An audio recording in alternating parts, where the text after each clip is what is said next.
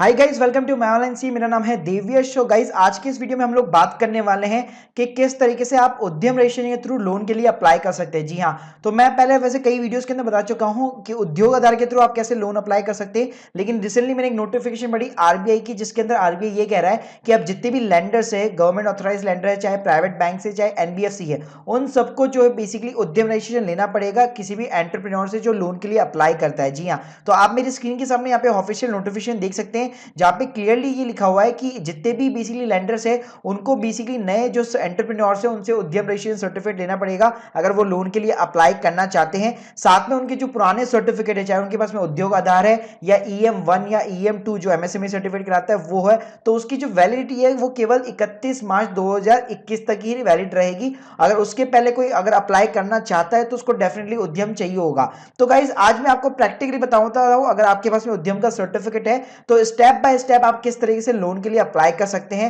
Video को शुरू करने से पहले बताना चाहूंगा, अगर आपको अपने बिजनेस से रिलेटेड कोई भी लीगल सर्विसेज या जीएसटी या टैक्स फाइलिंग ऐसा कुछ भी करवाना हो तो आप हमारी वेबसाइट www.myonlinec.in पर विजिट कर सकते हैं। तो चलिए गाइस शुरू करते हैं। तो गाइस देखिए, सबसे पहले बात करूंगा कि बेसिकली अगर आपको लोन के लिए अप्लाई करना पड़ेगा तो आपको सबसे पहले गवर्नमेंट की एक वेबसाइट के ऊपर जाना पड़ेगा जिसका नाम है udyamimitr.in। जी हाँ, तो बेसिकली गाइस ये जो एक ओवरऑल वेबसाइट है ये सिडबी की तरह बनाई गई है। सिडबी क्या चीज है? सिडबी जो है गवर्नमेंट का एक बेसिकली एक एंटिटी है, जितने भी एनबीएफसी है, जितने भी बैंक्स हैं, उन सबको ये रेगुलेट करता है। ये आप एक आरबीआई की तरह कह सकते हैं कि जितने भी जो लोन हो गए एमएसएमई बिजनेस वगैरह के लिए उन पे ये रेगुलेट करता है। अब गाइस यहाँ जो उद्यमी मित्र पोर्टल है ये क्या काम करता है? ये एक एग्रीगेटर का काम करता है। मतलब इसके ऊपर आप जो भी एप्लीकेशन डालेंगे वो डायरेक्टली बैंक के पास में जाएगी और बैंक को उसका रिप्लाई देना ही पड़ेगा। यहाँ पे कई बार प्रॉब्लम क्या होती है एप्लीकेंट्स के लिए कि वो डायरेक्ट बैंक के अंदर जाते हैं और बैंक वाले उनको मना कर देते हैं कि ऐसी कोई एमएसएमई स्कीम नाम की कोई चीज चल नहीं रही है, आप सिंपली हमारा बिजनेस का जो लोन है वो अप्लाई कीजिए, और वहां पे उनको हायर रेट ऑफ इंटरेस्ट और ये चीजों का सामना करना पड़ता है।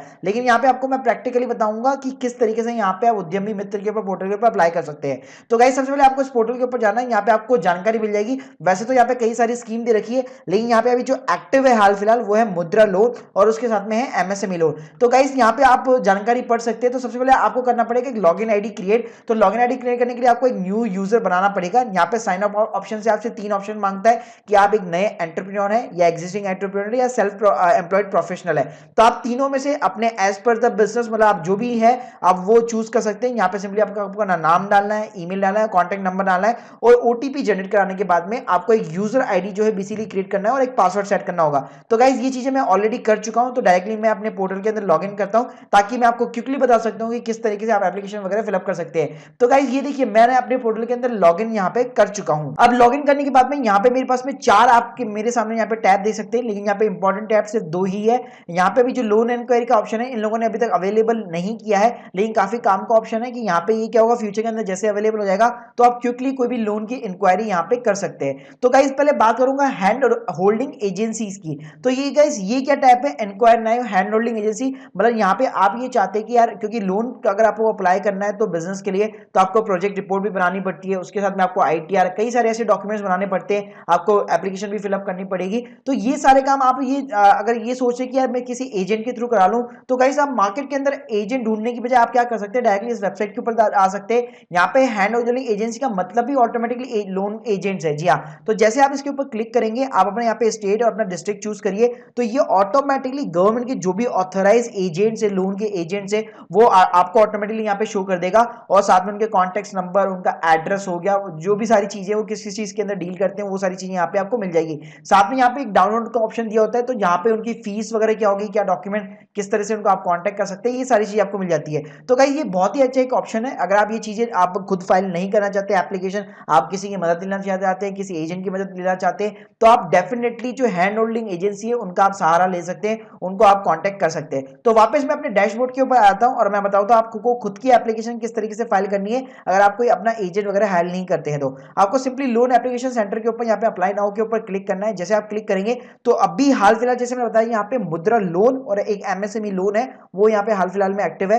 तो जो मुद्रा लोन है उसकी जो 3 स्कीम है, अगर आपको 50,000 तक अप्लाई करना है या 50,000 से 5 लाख या 5 लाख से 10 लाख, अगर उसके ऊपर आपको करना है तो फिर ये एक एमएसएमई स्कीम के अंदर चल जाता है और यहाँ पे एप्लीकेशन फाइल नहीं होगी, यहाँ पे सिर्फ एक अपॉइंटमेंट बुक होगी किसी भी बैंक के साथ में। तो वहां पे आपको पूरा प्रोसेस अदर जो एमएसएमई है 10 लाख के ऊपर वाला जो लोन है वहां पे आपको फिजिकल करना पड़ेगा। लेकिन बाकी की जो तीन लोन है, 50,000 वाला और 50,000 से 5 लाख और 5 लाख से 10 वाला। यहाँ पे कंप्लीटली पूरी ऑनलाइन यहाँ पे एप्लीकेशन फाइल होती है। तो चलिए हम लोग अप्लाई करने की कोशिश करते हैं। तो सबसे पहले हम बात करते हैं जैसे नॉर्मल जो 50,000 का लोन हो गया, जैसे आप क्लिक करेंगे ओवरऑल आप कोई सी भी लोन के लिए सेलेक्ट कर सकते हैं। ओवरऑल जो एप्लीकेशन का फॉर्मेट है, जो चीजें आपको अपलोड करनी है, जो चीजें आपको ध्यान में रखनी है, वो सारी की सारी चीजें यहाँ पे सेम है। तो देखिए गाइस, सबसे पहले आपको एप्लीकेंट्स की यहाँ पे डिटेल्स डालनी है, जिसके अंदर आपकी बेसिक डिटेल हो गई, आपका नाम हो गया, आपके फादर का नाम, हस्बैंड का नाम, आपका कंसल्टेशन कॉन्स्टिट्यूशन हो गया, आप प्रोप्राइटरशिप फर्म है, पार्टनरशिप है, प्राइवेट लिमिटेड है, आपकी एंटरप्राइज मतलब बेसिकली आपका बिजनेस का नाम, ये डिटेल्स आपको सिंपली यहाँ पे डालनी पड़ेगी। उसके अलावा सेकंड टैब में आपका रेजिडेंशियल जो भी एड्रेस है वो आपको डालना पड़ेगा। थर्ड स्टेज में आपको बिजनेस का यहाँ पे एड्रेस डालना पड़ेगा। अगर आपकी फर्म घर पे रजिस्टर्ड है तो आप अपना रेजिडेंशियल एड्रेस भी यहाँ पे डाल सकते हैं। तो ऑब्वियसली ये ऑप्शन भी यहाँ पे इन लोगों ने अलॉट किया हुआ है। अब बात करेंगे अदर इन्फॉर्मेशन की, तो ये यहाँ पे आपकी डालनी पड़ेगी आपको पर्सनल इन्फॉर्मेशन, जैसे जेंडर हो गया, कॉन्टैक्ट नंबर, मेल आईडी, ये सारी चीजें आपको डालनी है। उसके अलावा केवाईसी डॉक्यूमेंट के नंबर्स आपको डालने पड़ेंगे, जैसे आपका आधार कार्ड नंबर हो गया, वोटर आईडी नंबर हो गया, और उसके अलावा पैन नंबर वगैरह। उसके अलावा आपका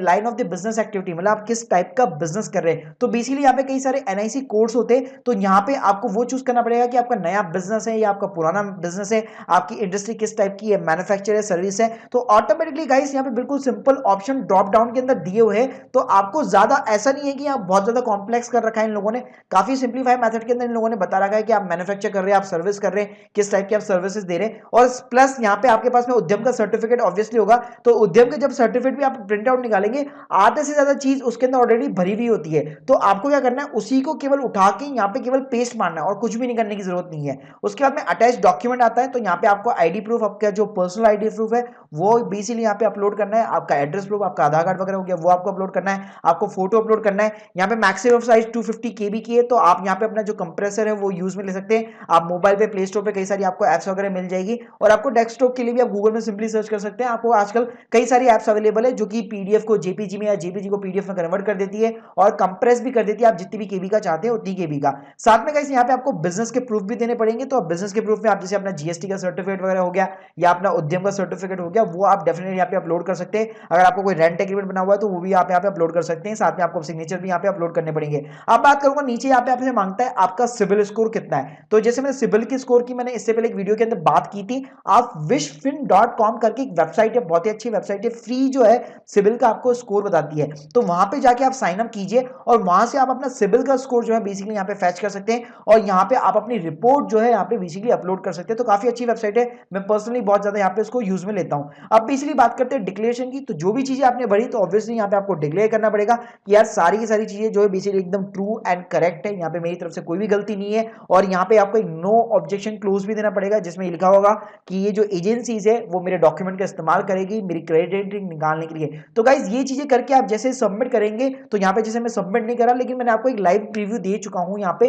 तो यहाँ पे आप जैसे सबमिट करेंगे तो आपका एक ट्रैकिंग रेफरेंस नंबर कोड यहाँ पे जनरेट हो जाता है। मैंने अपने क्लाइंट के लिए एक अप्लाई किया था बेसिकली, और उनका अप्रूव हो चुका है लोन। तो वहां पे क्या होता है, जैसे वो ट्रैकिंग कोड जनरेट होता है उसके बाद में बैंक आपके जितने भी डॉक्यूमेंट्स वगैरह वो सारे के सारे वेरीफाई करता है, और उसके बाद में जिस भी बैंक के अंदर बेसिकली आप अप्लाई करना चाहते हैं वो आपको एक सजेशन देता है कि हाँ ये बैंक है, इसके अंदर आप अप्लाई कर सकते हैं। तो बेसिकली इस तरीके से गाइस जो एमएसएमई लोन है ये पूरा का पूरा एक स्ट्रक्चर वाइज है, पूरी ऑनलाइन एप्लीकेशन होती है। तो इस तरीके से आप अपना उद्योग आधार जो उद्यम का सर्टिफिकेट है नया आपका, उसके थ्रू आप अप्लाई कर सकते हैं। यहाँ पे बेनिफिट क्या है, आपका जो उद्यम का सर्टिफिकेट है उसके अंदर मैक्सिमम आपको डिटेल्स मिल जाएगी, वही डिटेल्स आपको यहाँ पे जो लोन एप्लीकेशन है उसके अंदर यहाँ पे डालनी है। तो आपको ज्यादा एजेंसी को किसी को हायर करने की जरूरत नहीं है, आप एप्लीकेशन खुद भी बना सकते हैं। बस यहाँ पे मैं ये चीजें कहना चाहूंगा कि कई बार क्या होता है ना कि बेसिकली कई चीजें हमारा काम अटक जाता है, तो डेफिनेटली उस टाइम पे आप एजेंट की यहाँ पे मदद ले सकते हो। और सबसे अच्छी बात यहाँ पे क्या है, जो एजेंट की लिस्ट है वो भी मतलब गवर्नमेंट आपको खुद पकड़ा रहा है, तो ऑब्वियसली ऑथराइज एजेंट है, कहीं पे भाग जाने वाले नहीं है,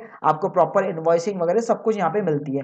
सो गाइस ये हो गया मेरा वीडियो पूरा कि किस तरीके से अगर आपके पास में उद्यम है तो किस तरीके से आप अपना खुद का जो है एमएसएमई का लोन जो है अप्लाई कर सकते हैं। So guys hope you like this video. अगर आपके कोई भी डाउट्स है तो कमेंट सेक्शन के अंदर जरूर मेंशन कीजिएगा, और मुझे टॉपिक्स के बारे में जरूर सजेशन दीजिएगा कि नेक्स्ट वीडियो आप किस टॉपिक के ऊपर चाहते हैं। Thank you guys, thank you very much.